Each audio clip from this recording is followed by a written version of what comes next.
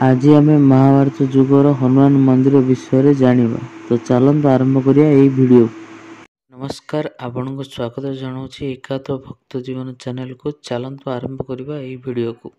कौन आपण जानिछन्ति गोस्वामी तुलसीदास स्वयं एही हनुमान मंदिर को आसुथिले। एही मंदिर दिल्ली रे बाबा खड़क सिंह मार्ग स्थित प्राचीन हनुमान मंदिर। एही मंदिर पांडव माने स्थापना करथिले। महाभारत कथा अनुसार महाभारत युद्ध समापन पर पांडव माने दिल्ली रे 5टी मंदिर स्थापन करथिले। सेति मध्यरु एहा अन्यतम। एही प्राचीन हनुमान मंदिर अत्यंत शक्तिशाली और हनुमान मूर्ति स्वयंभू। एही मंदिर रे हनुमान दक्षिणमुखी एवं हनुमान बाल स्वरूप रे पूजा पाउछन्ति। हनुमान मूर्ति अत्यंत शक्तिशाली। एही मूर्ति रूप बदलिबार मध्य बहु लोक देखिछन्ति। एही हनुमान मंदिर जहा मनोकामना पूरा हुए बोली मान्यता अछि। गोटे दिन कथा, गोस्वामी तुलसीदास गंगा स्नान करने जाइथिले। रास्तारे गोटे स्त्री तांको प्रणाम कला और तुलसीदास से स्त्री को तुरंत सौभाग्यवती आशीर्वाद देले। यह सुनी से स्त्री और ता सहित जाउथिबा लोक कहिले से स्त्री रो स्वामी मृत्यु होई जाइछि। सेही स्त्री सती होबाकू जाउछि, किंतु तुलसीदासंक द्वारा दिया जाइथिबा वचन केबे भी मिछ हबो नाही। लोक माने तुलसीदास को चुनौती दे कहिले से स्त्री रो स्वामी को जीवित करी देखाओ।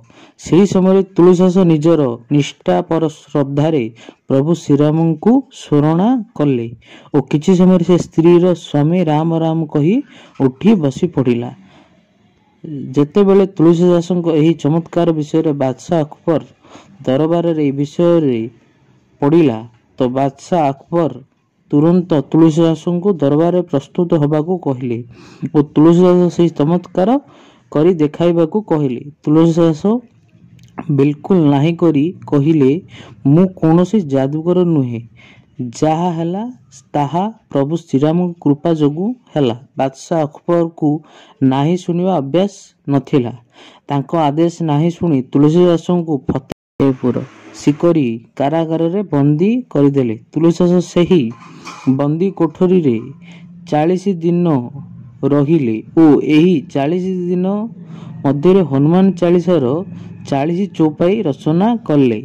जेमिति जेमिति हनुमान चालीसा पूर्ण होबाकू लागिला सेमिति असंख्य मांकड़ अकबर राजमहल को घेरिबाकू लागिले और अकबर सैन्य मध्य मांकड़ माननकू नियंत्रण करिबारे असंभव हेई गले।